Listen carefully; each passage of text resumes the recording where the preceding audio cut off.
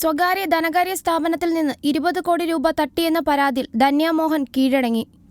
കൊല്ലം east police സ്റ്റേഷനിലെത്തിയാണ് Dhanya കീഴടങ്ങിയത്. ഇന്നലെ വൈകിട്ട് 5:30 ധന്യ മോഹൻ കൊല്ലം ഈസ്റ്റ് പോലീസ് സ്റ്റേഷനിൽ കീഴടങ്ങിയത്. സോഫ്റ്റ്വെയർ സംബന്ധമായ തകരാറാണ് സംഭവത്തിന് കാരണമെന്നാണ് ധന്യ മോഹൻ പോലീസിനോട് പറഞ്ഞത്. അവരുടെ അക്കൗണ്ടിൽ ഓൺലൈൻ ട്രാൻസാക്ഷൻ നടന്നതായി ചോദിച്ചപ്പോൾ ട്രേഡിംഗ് നടത്തിയതാണ് എന്നാണ് ധന്യ പറഞ്ഞത്. ധന്യ ഓൺലൈനിൽ റമ്മി കളിച്ചതായും പോലീസിന് വിവരങ്ങൾ ലഭിച്ചിട്ടുണ്ട്. വിശദമായ ചോദ്യം ചെയ്യലിന് ശേഷമേ കൃത്യമായ വിവരങ്ങൾ ലഭിക്കുകയുള്ളൂ. വൈദ്യപരിശോധനയ്ക്ക് ശേഷം വനിതാ പോലീസിന്റെ കൂടി സംരക്ഷണയിലാണ് ധന്യ വലപ്പാട്ടേക്ക് കൊണ്ടുപോയത്. വലപ്പാട് മണപ്പുറം ഫിനാൻസ് ലിമിറ്റഡിലെ അസിസ്റ്റന്റ് ജനറൽ മാനേജറായ ധന്യ കൊല്ലം തിരുമുല്ലവാരം സ്വദേശിയാണ്. 18 വർഷമായി ഇവിടെ ജോലി ചെയ്യുകയാണ് ഇവർ. ഇത്രയും കാലം തിരുപഴഞ്ചേരി അമ്പലത്തിനടുത്തുള്ള വീട്ടിലാണ് യുവതി താമസിച്ചിരുന്നത്. 2019 മുതൽ തട്ടിപ്പ് തുടങ്ങിയതായി കണ്ടെത്തിയിട്ടുണ്ട്.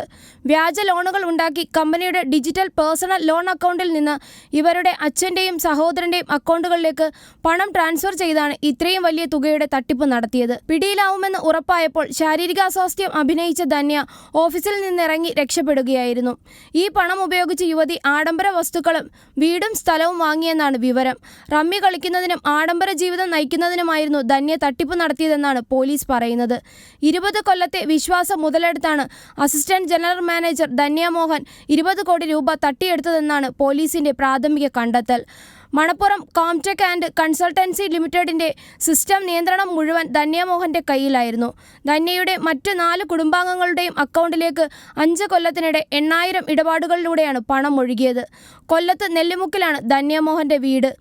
23-ാം തീയതി രാത്രി പോലീസ് ധന്യയെ തിരക്കി കൊല്ലത്തേക്ക് എത്തിയിരുന്നു.